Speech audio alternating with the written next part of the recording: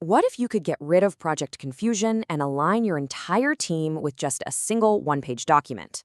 Well, that's the promise of the SIPOC framework. And in the next few minutes, I'm going to show you exactly how to use it like a top-tier consultant to bring some serious clarity to your operations. You've probably seen this before, right? A project kicks off with all this energy and excitement, but then, a few weeks in, it just hits a wall. The team's spinning its wheels, different stakeholders are pulling in opposite directions, and nobody can even agree on what done is supposed to look like. This isn't just some textbook problem. It's what happens every day when a process is ambiguous. The root of all that chaos is a fractured perspective. So the answer isn't throwing more meetings on the calendar or writing longer emails. It's about creating a single source of truth. You need a tool that makes everyone, from the newest hire to the CEO, see the process through the exact same lens.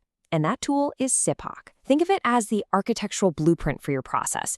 It provides that high-level, shared understanding that's absolutely non-negotiable for success. Okay, so here's our game plan for this explainer. First, we're going to take the 30,000-foot view to get the big picture. Then we'll deconstruct the framework, piece by piece. After that, I'll give you a step-by-step playbook to put it into action. We'll see how it all works with a real-world case study, and then we'll wrap up with the key strategic takeaways you can use right away. So let's start from the top. Before we get into the nitty-gritty of SIPOC, we really need to understand its strategic purpose. I mean, what is this thing, and why is it such a cornerstone of powerful methodologies like Six Sigma and Lean? Getting this part right is the key to unlocking its full potential. I want you to think of a SIPOC diagram not as a detailed street-level map, but more like a satellite image of your entire process landscape. Its real power isn't in the tiny details. It's in its incredible scope. On just one page, it captures the entire ecosystem, every key player, every critical handoff, all the way from the initial supplier to the final customer. Okay, now here is a really critical, kind of counterintuitive tip that separates the amateurs from the pros.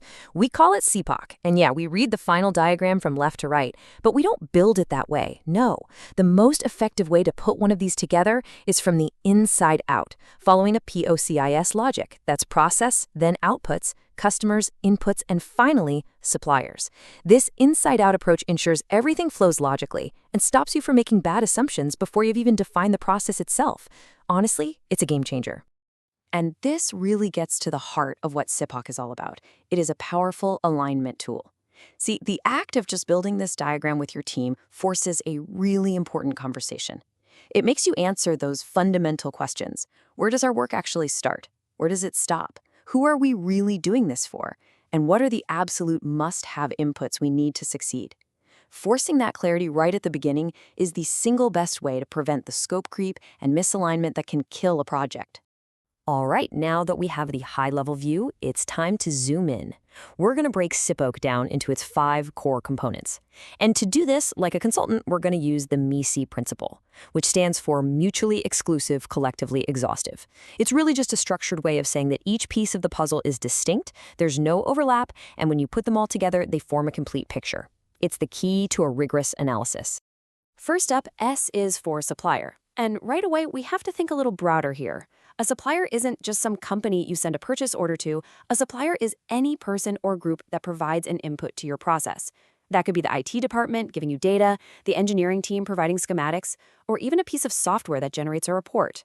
Recognizing these internal suppliers is often the first big step to finding hidden bottlenecks. Next, we have I for input. These are basically the raw ingredients that fuel your process. They can be physical things like raw materials, or they can be intangible like customer data or a request for service. The key thing to remember here is the classic saying, garbage in, garbage out. Any inconsistency or defect in your inputs is going to get magnified in your outputs. A SIPOC diagram forces you to name these critical inputs, which is the first step toward actually controlling them. So at the very heart of the framework, you have P for process. This is the sequence of activities that turns those inputs into valuable outputs. Now, the key here is to resist the urge to get lost in the weeds. We are not making a detailed flowchart. We're talking about 4 to 7 major high-level stages.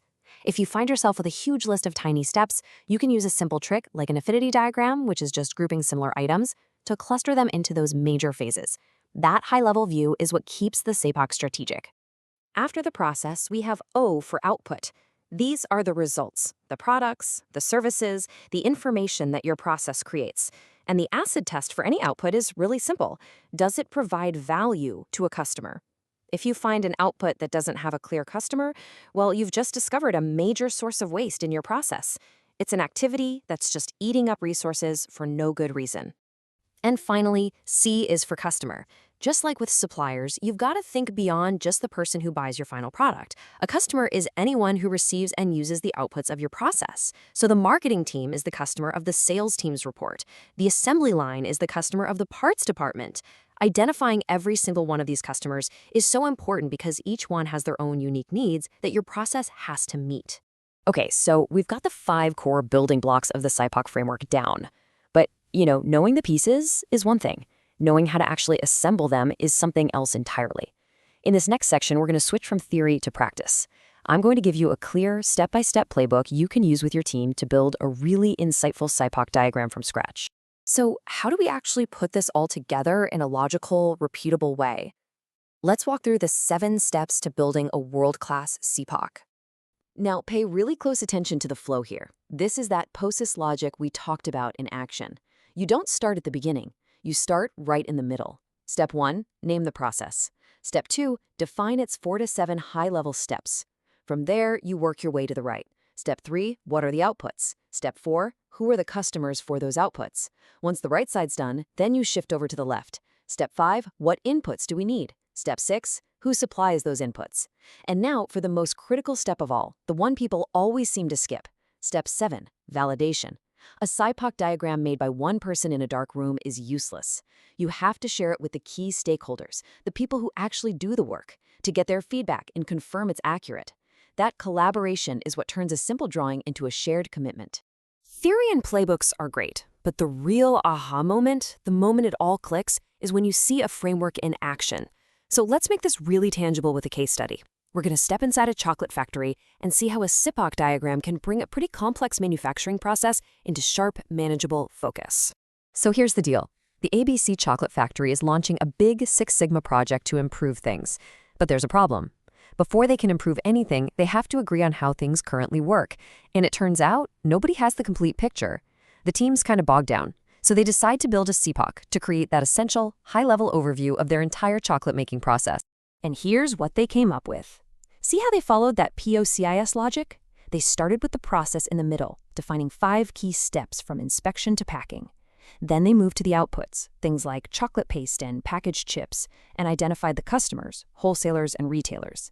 Then they worked backward to the inputs, like raw chocolate blocks, and finally identified the suppliers, including both internal departments and external companies, like Cocoa Ingredients, Inc.